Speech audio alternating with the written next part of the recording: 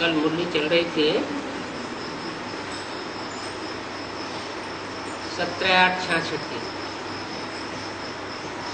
पृष्ठ 2 के मध्य में बात चल रही थी, आखिर ये रावण कौन है, कोई है या नहीं है।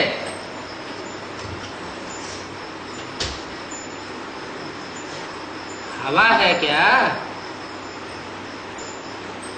कोई आत्मा है क्या, राम आत्मा है या हवा है। आत्मा। राम आत्मा है तो रावण क्या होगा, आत्मा ही होगा। राम रावण दोनों एक दूसरे के दुश्मन है ना। बेसिक नॉलेज में क्या बताया गया,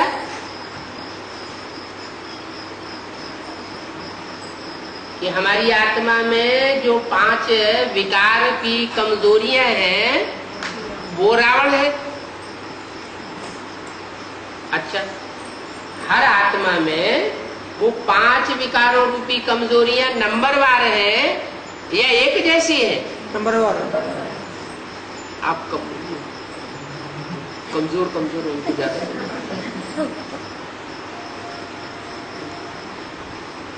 नंबरवार कमजोरियां हैं। तो कोई आत्मा 100% काम क्रोध लोभ मोह अहंकार वाली भी होगी नहीं, और कोई आत्मा नंबरवार परसेंटेज में होगी या नहीं होगी, होगी। तो पूछा आखिर ये कौन है। आखिरीन कोई तो ऐसी आत्मा होगी दुनिया में जो काम विकार में 100% हो। नहीं तो क्यों गायन है, शंकर जी ने क्या किया, कामदेव को भस्म किया। कामदेव को भस्म किया। अब भक्ति मार्ग में तो उसे देवता बताई दी है।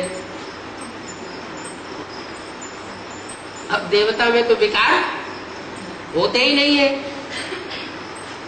जरूर देवता बनने से पहले कोई दुनिया का सबसे बड़ा महाकामी होगा जिसके अंदर जो देह अभिमान में काम विकार की अनुभूति भरी हुई है उसको भस्म किया होगा।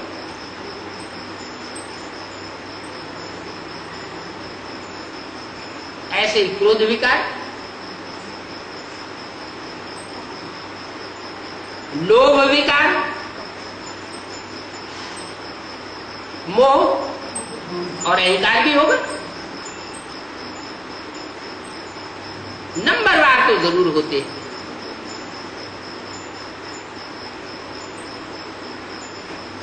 अगर दुनिया के धर्मों के हिसाब से देखा जाए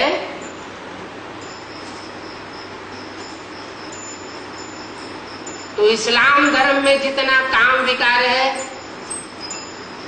और काम विकार के आधार पर जितना व्यभिचार है उतना और दुनिया के किसी धर्म में नहीं है।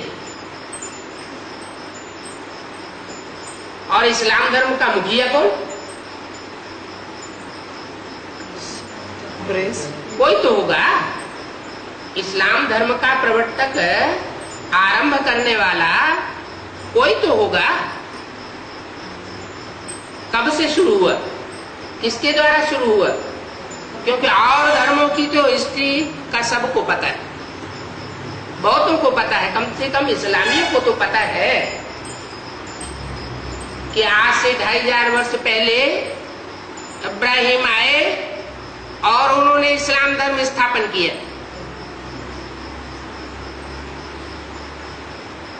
उससे पहले और कोई भी दूसरा विधर्मी नहीं था, सिर्फ एक ही धर्म था। हिस्ट्री इस बात को बताती है। एक धर्म था, एक ही राज्य था एक ही राजा होता था,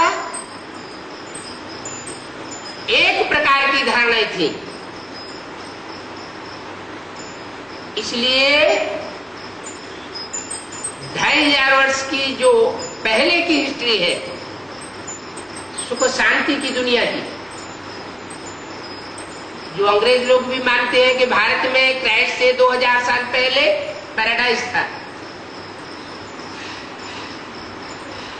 ऐसे तो इस्लामी भी मानते हैं, उनके शास्त्रों में भी है जन्नत का जिक्र। जन्नत थी, लेकिन कहां थी ये कुछ नहीं बताया। और भारत में तो प्रसिद्ध है कि भगवान ने महाभारत युद्ध कराया 5000 साल पहले।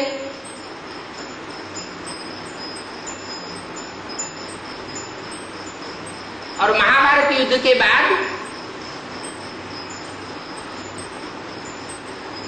बाद तो शांति होती है ना। युद्ध से पहले शीत युद्ध होता है, झगड़ा चलता है अंदर अंदर, एक दूसरे की काट चलती है। तो ये साबित होता है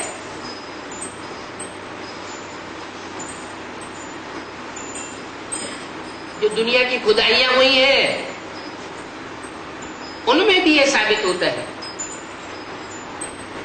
कि 2500 साल 3000 साल से पुरानी कोई चीज नहीं मिली।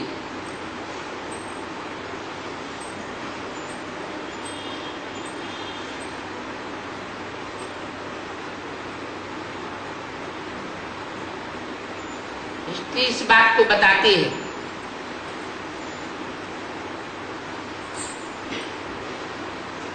लेकिन आज के वैज्ञानिकों ने दूसरी बात कह दी है कि डायनासोर मिले, उनकी हड्डियां मिल रही हैं कैलकुलेशन में लाखों वर्ष पुरानी है। अब वैज्ञानिकों की बात पर विश्वास किया जाए या शास्त्रों की बात पर विश्वास किया जाए या भगवान स्वयं आकर के बताए हिस्ट्री ज्योग्राफी सृष्टि की, उस बात पर विश्वास किया जाए। क्योंकि वैज्ञानिकों ने तो डार्विन थ्योरी भी निकाली, सभी ने माना कि हाँ डार्विन थ्योरी सही है, मनुष्य पहले बंदर मिसल था, धीरे धीरे उसकी पूंछ खत्म हो गई और वो मनुष्य के रूप में परिवर्तित हो गया। बाद में वैज्ञानिकों ने उस थ्योरी को झूठ साबित कर दिया, क्योंकि वैज्ञानिक भी तो मनुष्य है ना, मनुष्यों की बुद्धि विकारी होती है। विकारी बुद्धि के वशीभूत होकर के वो गलत कैलकुलेशन निकाल लेते हैं। भगवान इस सृष्टि पर आता ही है विकारी दुनिया को खलास करके निर्विकारी देवताओं की दुनिया बनाने। और धर्म पिताएं आते हैं 2500 वर्ष के अंदर, इब्राहिम, बुद्ध, क्राइस्ट, गुरु नानक वगैरह,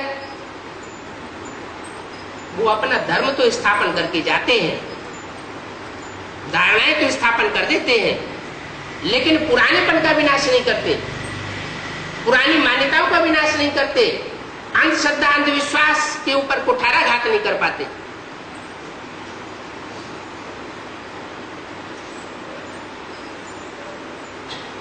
भगवान इस सृष्टि पर जब आता है तो पुराने धर्मों का विनाश करता है।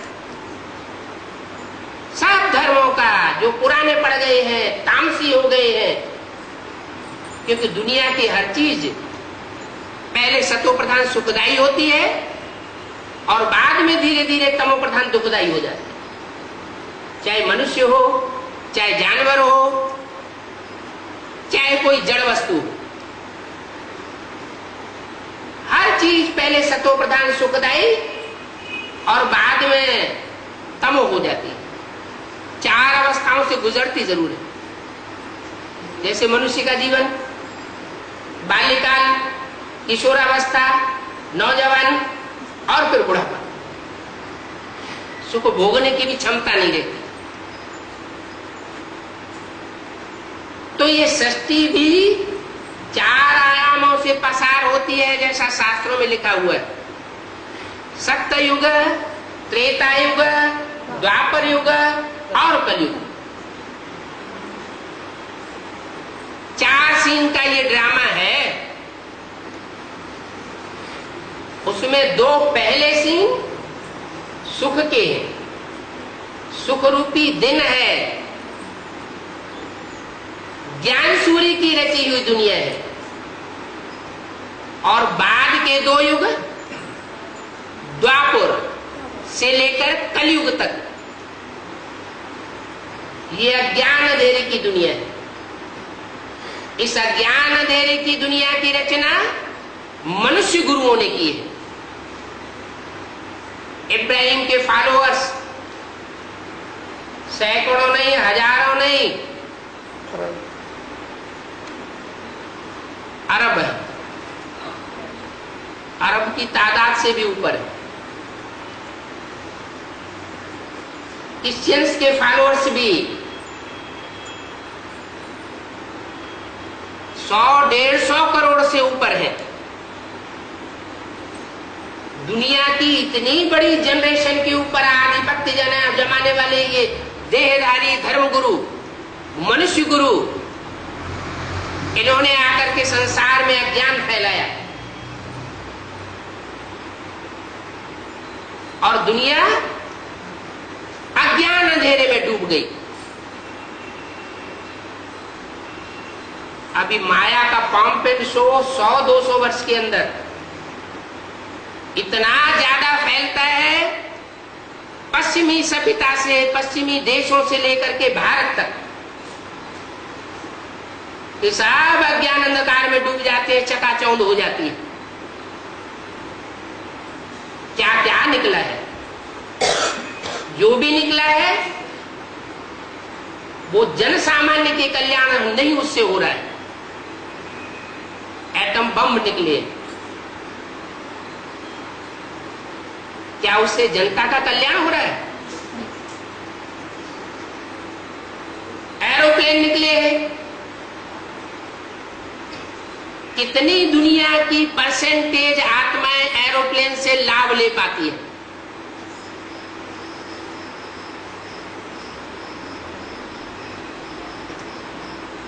ना के बराबर।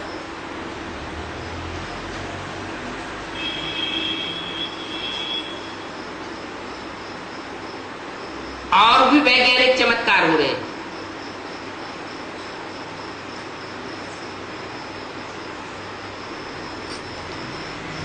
बेबी ट्यूब्स बनाए जाते हैं, उनसे बच्चा पैदा किया जाता है।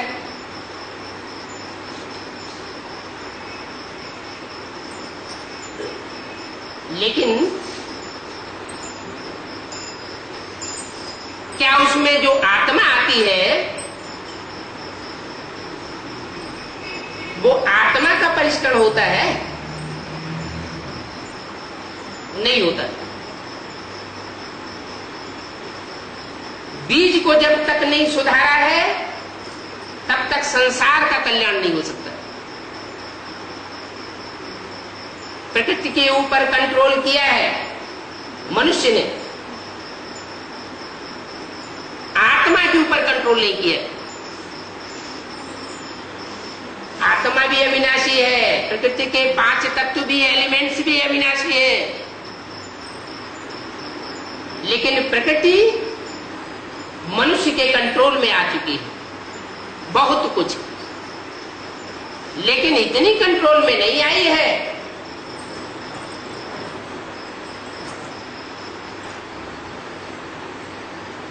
जो उसको सात्विक बना करके सतो प्रधान प्रकृति बना सके। ये ईश्वर का ही काम है। वो ही प्रकृतिपति कहा जाता है। वो मायापति भी है। काम, क्रोध, लोभ, मोह, अहंकार जो आत्मा में कमजोरियां आ जाती हैं, उनके ऊपर भी कंट्रोल करने वाला है और मनुष्य आत्माओं को भी कंट्रोल कराने वाला है। ये 5 विकारों का कंट्रोलर मायापति कहा जाता है। माया का पंजा है ये 5 विकार।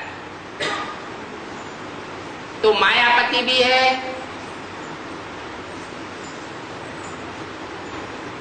प्रकृतिपति भी है। 5 तत्व काम, वो पृथ्वी, जल, वायु, अग्नि, आकाशीय एलिमेंट्स, जिन्हें मनुष्य ने बहुत कुछ कंट्रोल कर लिया है। मनुष्य का शरीर भी इन 5 तत्वों से बना हुआ है, पूरी काट छांट कर लेता है।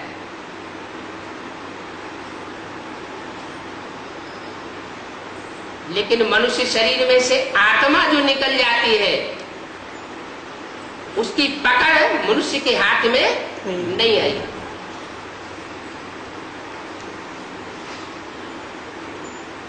क्योंकि वो मायापति और प्रकृतिपति है और लक्ष्मीपति भी कहा जाता है। लक्ष्मी नारायण का राज्य सतयुग में होता है।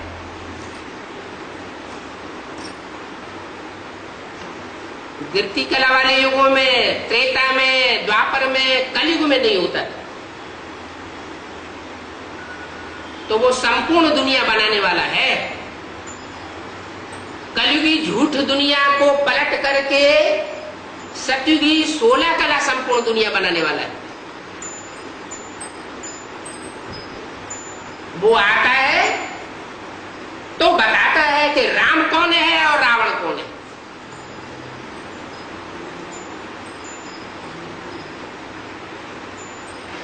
बेसिक नॉलेज लेने वाली ब्रह्मा कुमारियां ये बात नहीं बता सकती, वो तो राम को ही छुपाई देती। कृष्ण की सोल को उजागर कर दिया और राम का डब्बा बंद कर दिया। कहती है कि कृष्ण दादा लेखराज वही गीता का भगवान है साकार रूप में, उसके अलावा और कोई मनुष्य मात्र नहीं हो सकता। जबकि किताबों में लिखा हुआ है गीता का भगवान कृष्ण नहीं है, गीता का भगवान निराकार शिव है। अरे गीता कोई किताब का नाम होता है क्या? गीता माता कही जाती है, भारत माता कही जाती है, जिसकी वंदना करते हैं, पूजनीय मानी जाती है। तो कोई जड़ जमीन का नाम भारत है?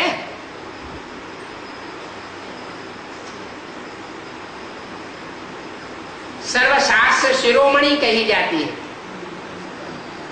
शास्त्र माना शासन करने वाली।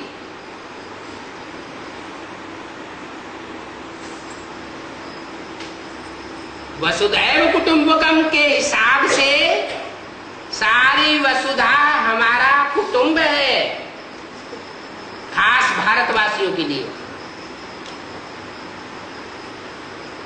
विदेशियों के लिए नहीं। अगर उनके लिए सारी दुनिया कुटुंब के रूप में होती तो वो अपने देशों से विदेशियों को या भारतवासियों को भगाते नहीं रहते। भारत की आज भी परंपरा है, जो भी विदेशी भारत में आए, भारत ने अपनी गोद में उन विदेशियों को जगह दी। मुसलमान आए, आक्रमण भी किए, तहस नहस किया, लूट लपोट की, मारकाट मचाई, फिर भी उनको जगह दी। क्रिश्चियंस आए, सारे भारत को अपनी मुट्ठी में ले लिया, उंगली पे नचाना शुरू कर दिया, राजाई की व्यवस्था तहस नहस कर दी, आपस में लड़ाई किया। वो क्रिश्चियंस भी भारत के हर शहर शहर, गांव-गांव में बसे हुए, भले उनका राज्य नहीं,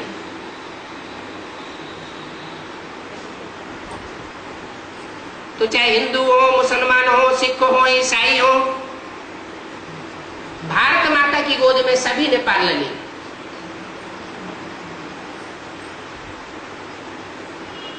तो पालना देने वाली कोई चैतन्य शक्ति भी होगी ना, जिसकी वंदना की जाती है, पूजा की जाती है। वो शक्ति कौन है? ऐसा तो नहीं है उस आत्मा को धूल धूसरित कर दिया गया हो। वो रावण की जेल में आ चुकी हो। रामायण में लिखा है, माताओं का उद्धार करने के लिए आता हूं। धरणी माता जब बहुत दुखी हो जाती है तो उसका उद्धार करने के लिए मुझे आना पड़ता है, खास माताओं के लिए। हिसाब लगाया जाए, देखा जाए तो दुनिया में जास्ती बंधन पुरुषों को है, माताओं को है, कन्याओं को है या कुमारों को है? आप क्यों बोलते हैं?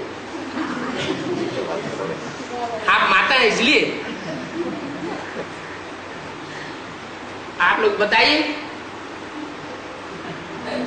आज की दुनिया में माताएं भी हैं, कुमार भी हैं, अधर कुमार भी हैं शादी किए हुए, और कन्याएं भी हैं। सबसे जास्ती स्वतंत्र कौन है और सबसे जास्ती परतंत्र कौन है?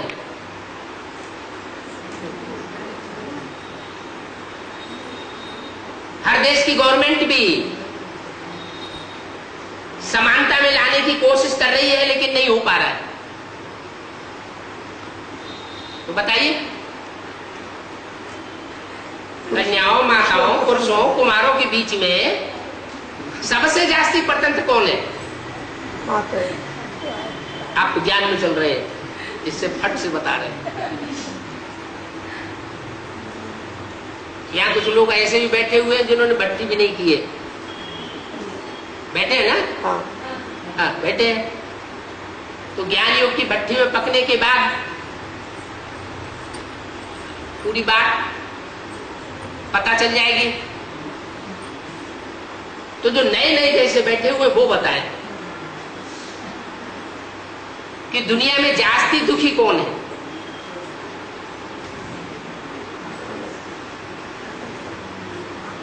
कन्याएं, माताएं, कुमार?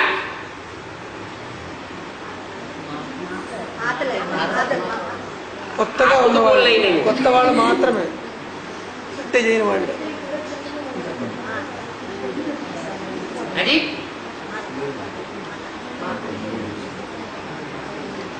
हिंदी अनुवाद कर दो, शायद हिंदी नहीं जानते। माता वो सब जानते हैं। घर घर की स्थिति ऐसी है।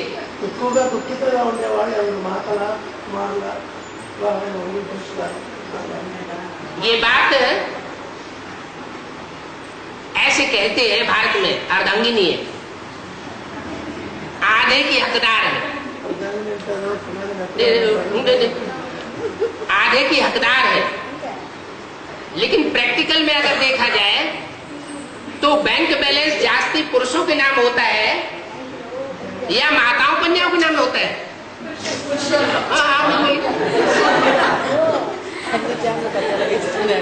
किसके नाम होता है? पुरुषों के नाम होता है। इसका मतलब तन के ऊपर, धन के ऊपर और मन के ऊपर भी आधिपत्य पुरुषों का जमाया हुआ है।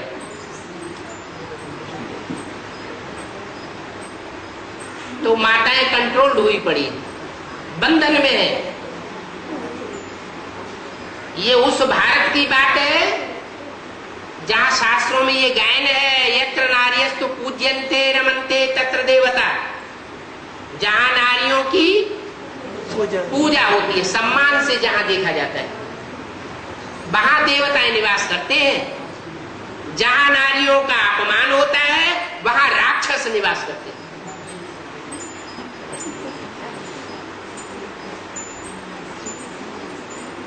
तो भगवान आते हैं माताओं का उद्धार करने के लिए।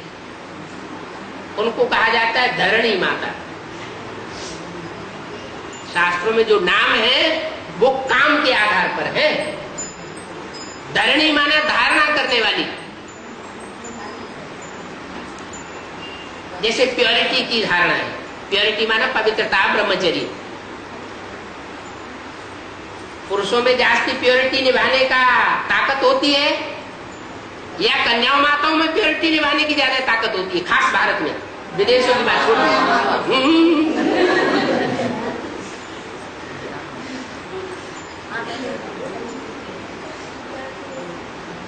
अगर यहाँ माताएं ज्यादा बैठी हुई है तो हाँ, ज्यादा बैठी हुई है, इससे साबित होता है कि भाइयों ने उनको स्वतंत्र किया हुआ है नेल्लूर में। दूसरी जगह के मुकाबले फिर भी स्थिति अच्छी है।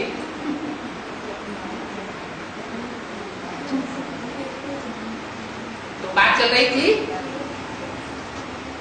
कि माताएं जब इस सृष्टि में बंधन में आ जाती है तो भगवान को आना पड़ता है, चाहे वो सीता माता हो और चाहे वो मंदोदरी हो। मंद उदरी, बुद्ध रूपी पेट कैसा है? मंद बुद्धि है। अंदर से राम को सपोर्ट करती है। क्या? अंदर से चाहती है कि राम का राज्य हो, लंका में भी राम का राज्य हो, राम सच्चे हैं। लेकिन रावण का अपोजिशन नहीं कर पाती,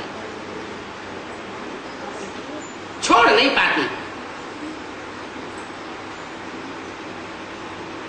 और सीता मंदोदरी के मुकाबले उतनी बंधन में नहीं होती, नहीं बंधन में होती है। मंदोदरी कम बंधन में और सीता जास्ती बंधन में होती। नाम क्या दिया? सीता।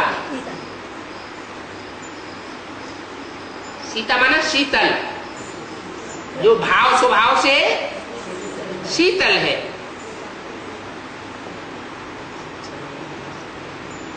धारणा शक्ति वाली है, पवित्रता की धारणा वाली है। ऐसी पवित्रता की धारणा जो सब गुणों की जननी है। प्योरिटी,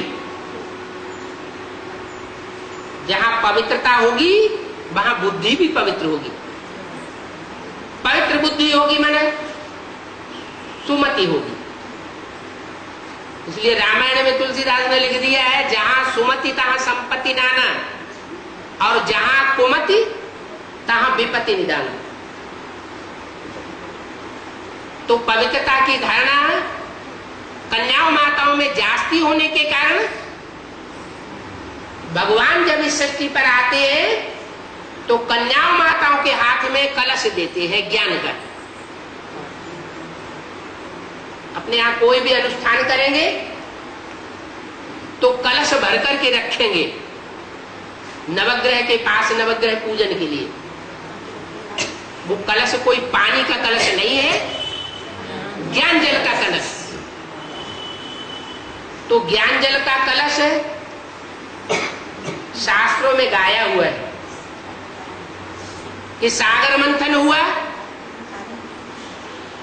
माना ज्ञान सागर भगवान के सुनाए हुए ज्ञान का मनन चिंतन मंथन हुआ। असुरों ने भी मंथन किया और देवताओं ने भी मंथन किया। उस मंथन में से सबसे श्रेष्ठ चीज क्या निकली? अमृत। अमृत कलश, ज्ञान अमृत का कलश निकला। और सबसे गंदी चीज क्या निकली? हालाहाल विष। विष माना विषय विकार। क्या? विषय विकार।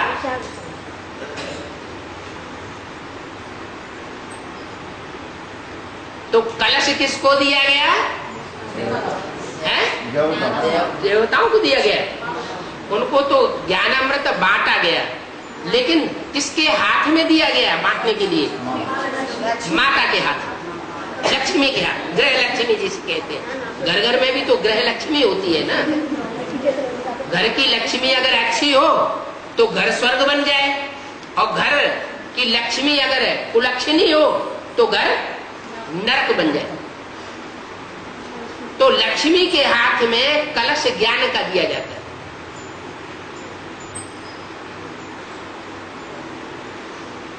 कौन सा कलश? जो मंथन करने के बाद निकलता है, वो कलश नहीं जो ब्रह्मा कुमारियां तथाकथित बताती हैं कि ज्ञान कलश भगवान ने हमको दिया। ठीक है, ब्रह्मा के द्वारा ब्रह्मा कुमारी ईश्वरी विश्वविद्यालय सारी दुनिया में स्थापन हो गए, गांव गांव शहर शहर में स्थापन हुए। दुनिया वालों को मानना पड़ेगा कि हाँ ब्रह्मा का कार्य चल रहा है। ब्रह्मा के मुख से वेदवाणी निकल रही है, ये प्रैक्टिकल बात है। लेकिन जो वाणी निकल रही है, उस वाणी को ज्ञान अमृत नहीं कहा जा सकता। अमृत क्यों नहीं कहा जा सकता? क्योंकि जो भी वाणी निकली है माउंट आबू से ब्रह्मा के मुखों द्वारा, उसका मंथन नहीं हुआ जब तक ब्रह्मा जीवित रहे। और मनन चिंतन मंथन जब तक नहीं होता है ज्ञान सागर की वाणी का, तब तक वो ज्ञान अमृत नहीं है। ज्ञान का अमृत कलश नहीं कहा जा सकता। तो वो तो झूठी बात कहते हैं कि हमको ज्ञान अमृत कलश मिला हुआ है, हम लक्ष्मी का पाठ बजाने वाले हैं। नहीं, अमृत कलश की रचना ही नहीं हुई थी जब तक वो जीवित रहे। अमृत कलश का कनेक्शन सागर मंथन से, उनके शरीर छोड़ने के बाद उनके द्वारा जो वेदवाणी ब्रह्मा के मुख से उच्चारण की गई, जैसा शास्त्रों में लिखा है कि ब्रह्मा के मुख से वेद निकले, वो वेदवाणी मनन चिंतन मंथन की प्रक्रिया में आने लगी।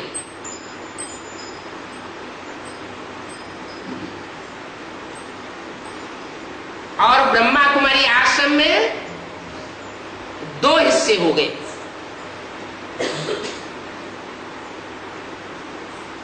चाहे उनको कौरव पांडव कह दो,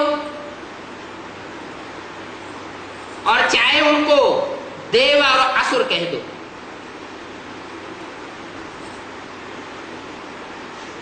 क्योंकि शास्त्रों में जो भी देवासुर संग्राम प्रसिद्ध है, रामायण की कथा प्रसिद्ध है, महाभारत गृह युद्ध प्रसिद्ध है, वो सब इस समय की बात है।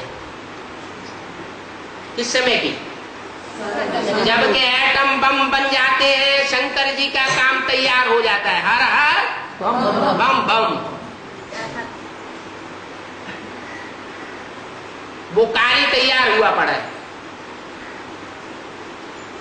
वो कोई खिलौने नहीं तैयार हुए हैं कि हमारे घर की सजावट की जाएगी। जो चीज बनी है वो काम में लाई जाएगी। और धर्म पिताएं तो विनाश करते ही नहीं, पुरानेपन का, पुरानी जनरेशन का, पुराने धर्मों का। ये तो भगवान है जब इस सृष्टि पर आता है तो नई दुनिया की स्थापना के साथ साथ पुरानी दुनिया का विनाश का भी मसाला तैयार करा लेता है। तो एक तरफ अमृत कलश निकलता है,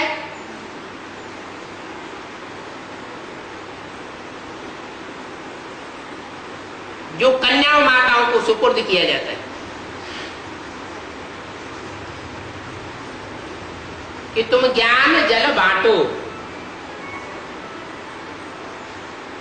बांटा जाता है तो भी असुर चालाकी करते हैं। क्या चालाकी करते हैं? नंबर लगाया गया देवताओं का पहले, कि देवताओं को पहले बांटा जाना चाहिए, वो पहले अधिकारी है, उनमें प्योरिटी की पावर होती है, वो धारण कर सकेंगे। लेकिन असुर क्या करते हैं? चोरी कर लेते हैं, चुपके से नियम भंग करके देवताओं की लाइन में घुस करके बैठ जाते हैं।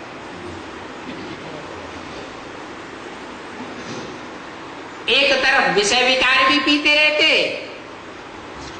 और दूसरी तरफ ज्ञान अमृत भी पीते रहते। तो वो ज्ञान उनके काम आएगा? काम नहीं आता, लेकिन पी तो लिया ना, तो अमर हो जाते हैं। अमर हो जाते हैं माना उनकी आत्मा में वो संस्कार खत्म नहीं होते,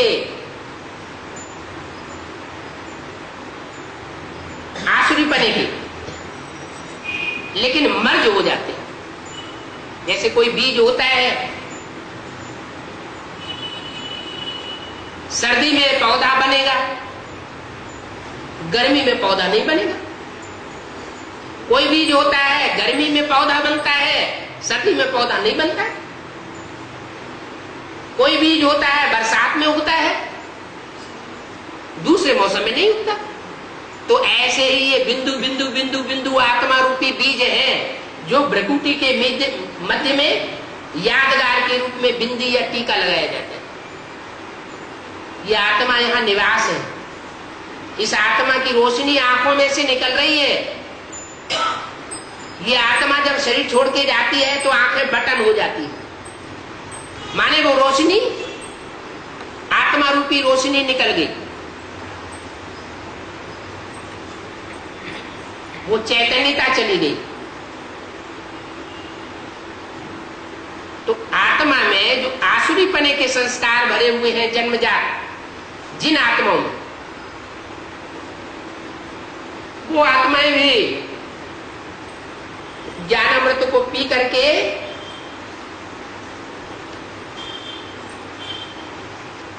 अमर बन जाती है।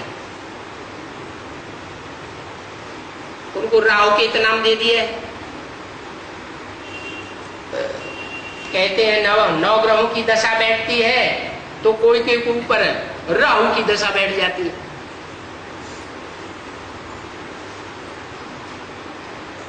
अच्छी दशा बैठती है तो कहते हैं बृहस्पति की दशा है।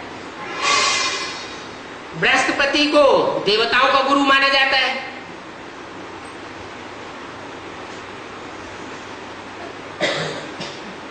तो अभी वर्तमान में कुछ विशेष आत्माएं ऐसी हैं आसुरी संस्कारों वाली, जो भगवान ज्ञान अमृत बांट रहा है, बंटवाए रहा है, उसमें चुपके से ज्ञान भी लेती जा रही है और विषय विकार भी पीती जा रही है। उसका रिजल्ट क्या होगा वो उनको पता नहीं।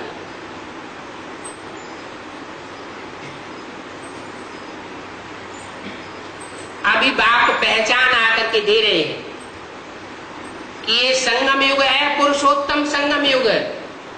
पुरुष माने आत्मा, पुर माना पुरी, सा माना शेते, सोने वाली।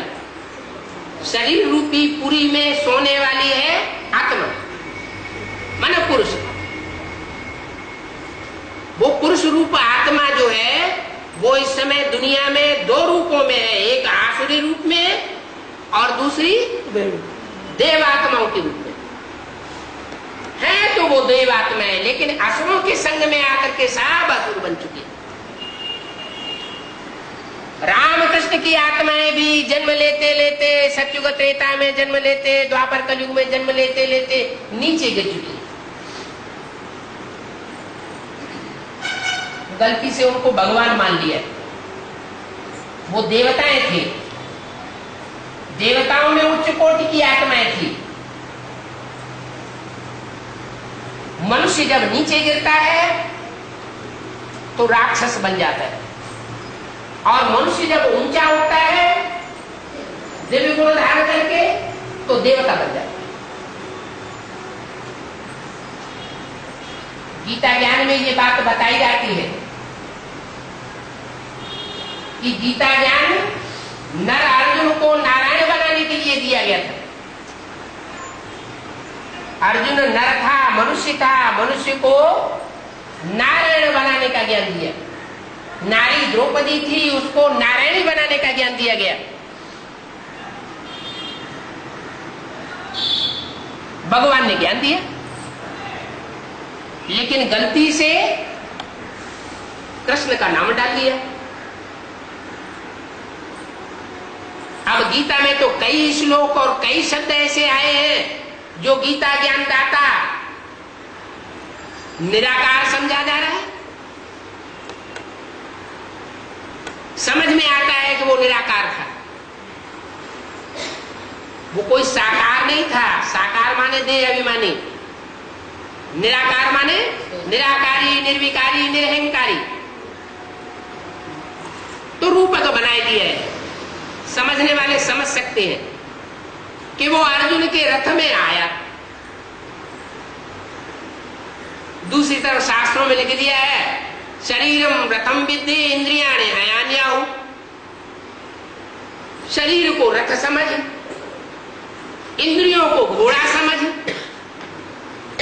तो साबित हो गया ना कि जिस रथ में भगवान आया वो रथ अर्जुन का रथ था, माने शरीर रूपी रथ था। उस शरीर रूपी रथ में प्रवेश करके वो सुप्रीम सोल शिव निराकार ने पुरुषार्थ का अर्जन कराया, कमाई कराई। अभी वो कमाई कराए रहा है। कौन सी कमाई? जन्म जन्मांतर जो सुख मिलता है और दुख मिलता है, उस सुख और दुख पाने का रास्ता बताने की कमाई।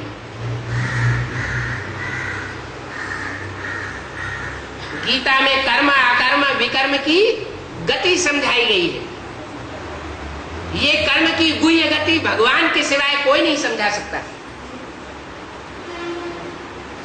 और गीता के सिवाय कोई नहीं समझा सकता। कुरान, उसमें कर्मों की गुह्य गति के बारे में कुछ भी नहीं, बाइबल में भी कुछ भी नहीं है, सिर्फ गीता है, वो भी मनुष्यों की लिखी हुई है। अब भगवान आकर के गीता ज्ञान देगा तो मुख से सुनाएगा या लिख करके गीता भेंट करेगा? सुनाए। क्या करेगा? धर्म पिताओं ने आकर के, मोहम्मद ने आकर के कुरान लिखी थी, क्राइस्ट ने आकर के बाइबल लिखी थी,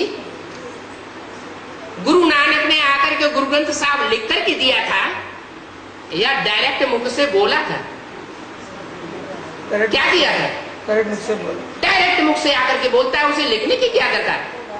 तो भगवान भी आकर के कोई मनुष्य शरीर में प्रवेश करता है, रथ में, मनुष्य शरीर रूपी रथ, उसमें जो इंद्रियां हैं ये घोड़े का काम करती है।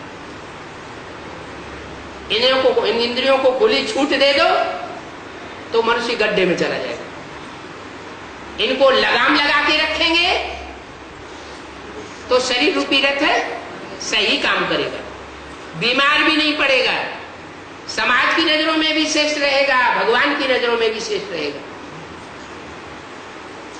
सरकार भी, जो भ्रष्टाचारी सरकार है, वो भी अंत में मान लेगी कि ये शरीरधारी आत्मा अच्छा कार्य करने वाली है। तो शरीर रूपी रथ में भगवान आता है, निराकार शिव। वो निराकार शिव गर्भ से जन्म नहीं लेता। क्या वो एक ही आत्मा ऐसी है जो गर्भ से जन्म नहीं लेती। क्यों नहीं लेती? क्योंकि वो कर्मों की गुह्य गति को जानने वाली है। जो खुद ही 100% कर्मों की गुह्य गति को जानने वाला होगा वो कर्म बंधन में आवेगा क्या? जो दूसरों को कर्म बंधन से छुड़ाने वाला है, राजयोग सिखाने वाला है, बताता है तुम बच्चे कर्म योगी बनो, हठ योगी न बनो। हाथ पांव बैठ करके बांध करके बैठ गए और भगवान को याद करने लग पड़े, ये आर्टिफिशियल याद है। कोई महबूब अपनी महबूबा को हाथ पांव बांध करके नहीं याद करता है। कारखाने में काम करेगा तो भी याद आएगी। कोई माँ अपने बच्चे को हाथ पांव बांध करके याद नहीं करती। रोटी पकाते भी बच्चे की याद आती है, वो असली याद है। याद को मनुष्यों ने, भगवान की याद को मनुष्यों ने आर्टिफिशियल बना दिया। ढोल मजीरा बजाय बजाय के याद करते हैं, गीत लगा के याद करते हैं। ये सब है हठयोग, जबरदस्ती। क्यों जबरदस्ती? इसलिए है कि भगवान की असली पहचान नहीं है किसी को। रामायण में लिखा है, जे जानो ते देव जनाई, और जानत तुम्हें तुम्हें हुई जाई। जिसको भगवान आकर के ज्ञान देता है वो ही जान सकता है भगवान की पहचान। भगवान के अलावा भगवान की पहचान कोई 100% नहीं दे सकता। दूसरे जितनी भी पहचान देंगे वो अधूरी पहचान देंगे। भगवान के सन्मुख पहुंच करके, सानिध्य में आकर के जो जितनी गहराई से भगवान को पहचानेगा वो दूसरा नहीं बता सकता। वैसे भी कहते हैं किसी मनुष्य की करनी को जानना हो, चलन को जानना हो, तो उसके साथ रहने से ही पहचाना जा सकता है। कोई मनुष्य किसी मनुष्य की गहराई को जानना चाहे तो दूर रह करके उसकी गहराई क्या है नहीं जानी जा सकती, पास में रह करके ही जाना जा सकता है। तो भगवान भी इस सृष्टि पर आकर के किसी मनुष्य रथ में प्रवेश करके मनुष्य रूप में कार्य करता है। उन मनुष्यों की बनाई हुई गीता में भी लिखा हुआ है कि मुझे साधारण तन में आए हुए भगवान को मूढ़मती लोग नहीं पहचान पाते। वो अपने अहंकार में रहते। बुद्धि का अहंकार बहुत बड़ा अहंकार होता है। तन सुंदर हो उतना बड़ा अहंकार नहीं चढ़ेगा। धन अरब खरब हो उतना बड़ा अहंकार नहीं चढ़ेगा। लेकिन कोई के पास बुद्धि है और बुद्धि के आधार पर 10, 20, 50 को कंट्रोल करके रखता है तो उसको बहुत अहंकार चढ़ता है। ये बुद्धि का परिवर्तन करने के लिए परमात्मा को आना पड़ता है। बुद्धि माने आत्मा, मन बुद्धि को ही आत्मा कहा जाता है। आत्मा कोई दूसरी चीज नहीं है। शरीर मुर्दा हो जाता है तो ये नहीं कहा जाता कि मन बुद्धि इसमें रह गई। नहीं, मन बुद्धि रूपी आत्मा ही उड़ गई। जिस आत्मा में अनेक जन्मों के संस्कार भरे हुए हैं बुद्धि में, वो आत्मा शरीर से अलग हो जाती है। शरीर में आत्मा निकल जाने के बाद सारे तत्व मौजूद है। नाक, आंख, कान, हाथ, पांव, 5 तत्व। क्या निकल गया? वो मन बुद्धि की पावर निकल गई, वो रोशनी निकल गई, वो चैतन्यता निकल गई। तो वो चैतन्य आत्मा जो बीज है, ये शरीर वृक्ष है, वो बीज मूल रूप में जैसा होता है वैसा ही अपना पार्ट बजाता है। कोई आत्मा राक्षसी स्वभाव की है, भगवान भी भले आ जाए, ब्रह्मा भी नीचे उतर आए, तो भी नहीं तब्दील होती। कोई आत्मा ऐसी है जो भगवान के आने पर राक्षसी स्वभाव त्याग करके, जो उनको संग के रंग से मिला है, विधर्मियों के संग के रंग से, उसको त्याग देती है और दैव पद प्राप्त कर जाती है। तो भगवान आकर के अभी पहचान दे रहा है राम कौन है और रावण कौन है।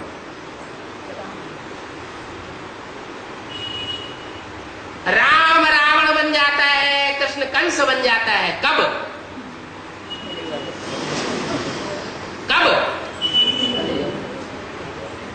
कलयुग के अंत में, संग के रंग में आते आते। जो आसुरी धर्म दुनिया में फैले हुए हैं, मानवीय धर्म दुनिया में फैले हुए हैं, उन विधर्मियों के चक्कर में आकर, विदेशियों के चक्कर में आकर के रामकृष्ण की आत्माएं भी नीचे गिर जाती है। एक शिव सुप्रीम सोल ऐसा है जिसको किसी के संग का रंग नहीं लगता। उसकी यादगार हमारे मंदिरों में दिखाई गई। भारतवर्ष में और विदेशों में सबसे जास्ती मंदिर किसके बने हुए हैं?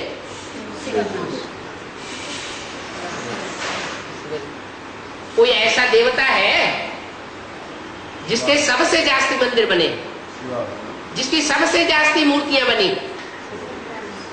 लिंग मूर्तियां भी बनी है, विग्रह भी बना है, उसको कहते हैं शिव शंकर भोलेनाथ।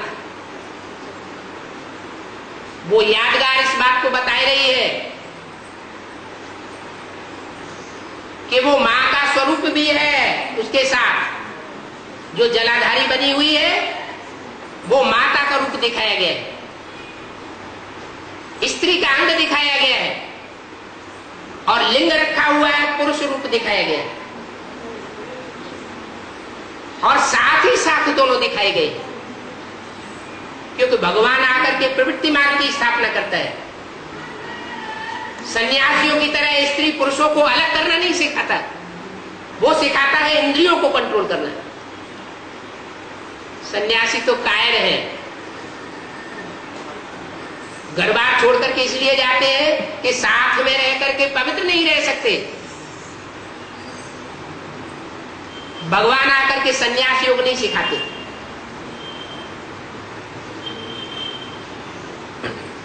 वो भक्ति भी करना नहीं सिखाते। भक्ति में तो अंधश्रद्धा होती है, वो मनुष्य गुरु सिखाते। भगवान आकर के ज्ञान देता है, और शास्त्रों में लिखा हुआ है रीते ज्ञानान्न मुक्ति, बिना ज्ञान के मुक्ति नहीं होती। भगवान आकर के वो ज्ञान देता है। ज्ञान माना जानकारी से बनता है ज्ञानी। भारतीय गवर्नमेंट में आकर के उसका नाम पड़ा डाल दिया जनता पार्टी।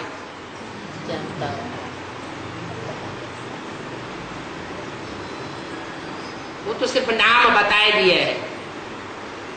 अगर जनता पार्टी है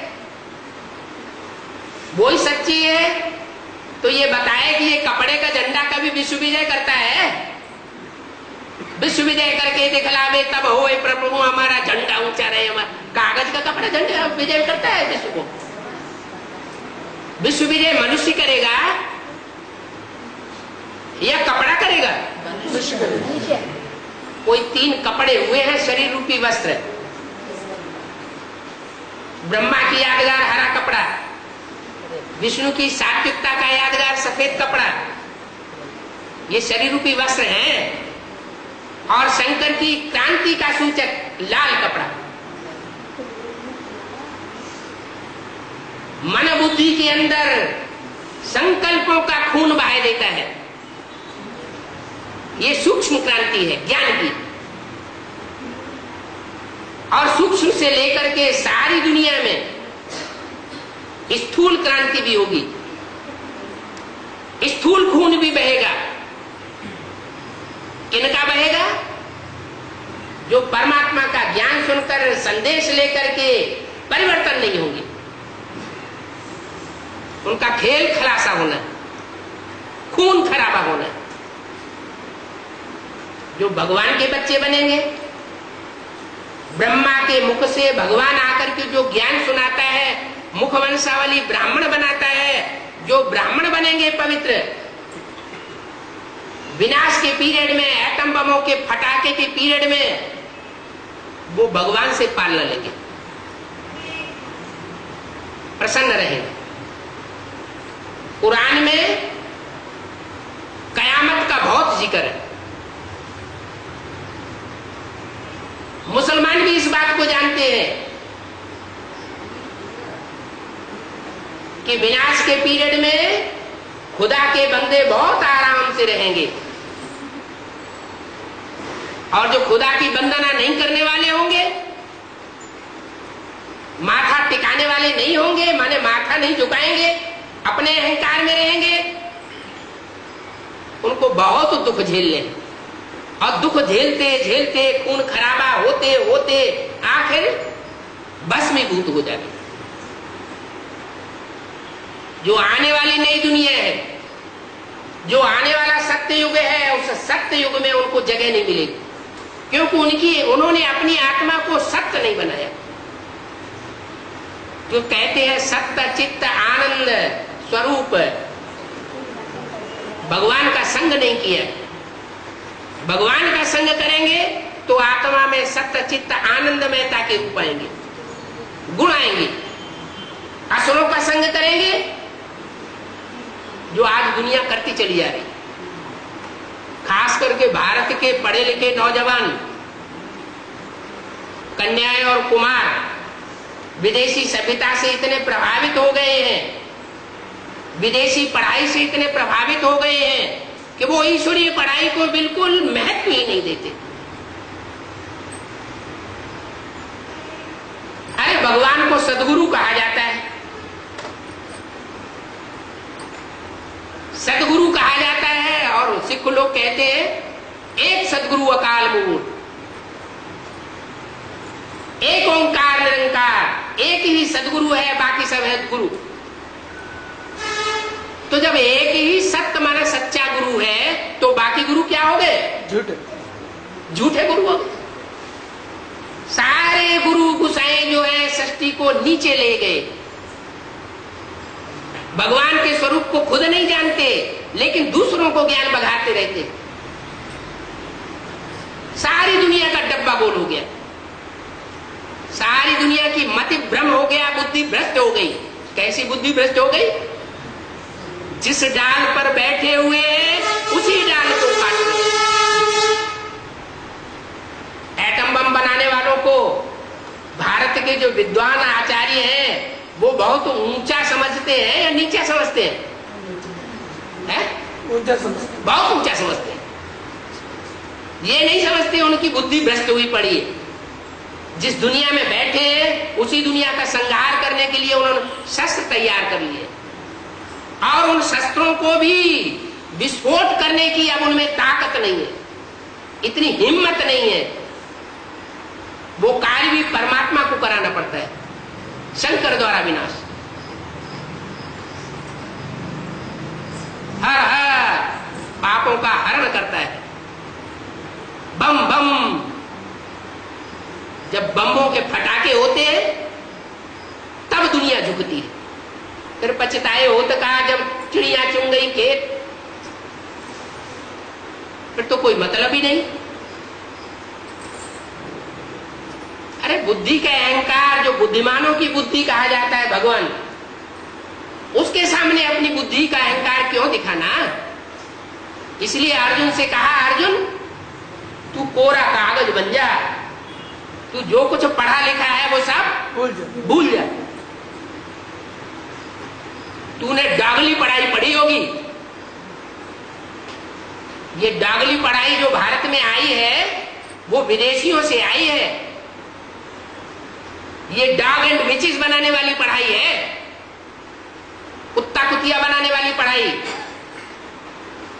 असली पढ़ाई तो दैवत्व वाली पढ़ाई भगवान पढ़ाता है। नर को नारायण बनाने वाली पढ़ाई वो आकर के राजयोग सिखाता है। उस राजयोग में राज भरा हुआ है कि कैसे स्त्री का संग करते हुए भी, इंद्रियों से कर्म करते हुए भी, कोई भी इंद्रिय का संग करते हुए भी बुद्धि को एकाग्र किया जा सकता है। लेकिन ये ज्ञान परमात्मा ही सिखा सकता है और कोई मनुष्य गुरु राजयोग नहीं सिखा सकता। आचार्य रजनीश कहते कहते मर गए। योग क्या चीज है तो क्या बताते थे? भोग में योग समाधि लगावे। अरे तुम मर क्यों गए? भोगी बना के अपने चेलों चपाटों को चले गए। अभी भगवान कहता है मैं तुमको वो बुद्धि योग सिखाने आया। मिसाल के तौर पर मिसाल भी बता दिया। जैसे महबूब अपनी महबूबा की याद में होता है, रास्ता चलते चला जाता है, आंखें खुली हुई होती है, कौन उसकी आंखों के सामने से निकल गया वो उसे पता नहीं लगता। क्यों नहीं पता लगा? क्योंकि बुद्धि दूसरी जगह एकाग्र थी। तो ये और इंद्रियों का भी यही काम है। जैसे आंख का मिसाल लिया कि आंख ने अपना विषय ग्रहण नहीं किया, उसको दिखाई नहीं पड़ा आंखों के सामने कौन कौन गुजर गया। ऐसे ही कान, नाक, मुख और जो भी भ्रष्टेंद्रियां हैं उनका भी यही हिसाब है कि संग में आते हुए भी निस्संग कैसे रहा जा सकता है। उसका मिसाल, संपूर्णता का मिसाल शंकर जी को दिखाया गया। शंकर जी का भोजन क्या था? पेय क्या था? क्या पीते थे? है? अरे कि उनके हाथ में कोई पात्र दिखाया जाता है? कौन सा पात्र दिखाया जाता है? विष पात्र। जो सागर मंथन से विष निकला, विषय विकार निकले, उन विषय विकारों को वो पी गए। हर मनुष्य आत्मा के अंदर वो विषय विकार भरे हुए। वो विषय विकार उन्होंने पी लिए, उनको असर नहीं हुआ। नहीं तो विष पीने के बाद मनुष्य मर जाता है। उनका विषय विकार कहां तक गया? कहते गले में अटक गया। गले से आवाज निकलती है ना, तो उन्होंने जो आवाज निकाली वो ज्ञान की आवाज में, ज्ञान अमृत में इतना ताकत है कि विष को भी खलास कर सकती है। नहीं तो ये नियम है, जो व्यक्ति जितना जास्ती विकारी होगा उसकी बुद्धि में ज्ञान अमृत ठहर नहीं सकता। गाय ने शेरनी का दूध सोने के पात्र में ठहरता है, मिट्टी के पात्र को फोड़ के निकल जाता है। ये शरीर है मिट्टी का पात्र, अगर विकारी है तो मन बुद्धि में विकारी मनन चिंतन मंथन चलता है भ्रष्ट इंद्रियों का, तो बुद्धि विकारी है, मन मिट्टी का पात्र है।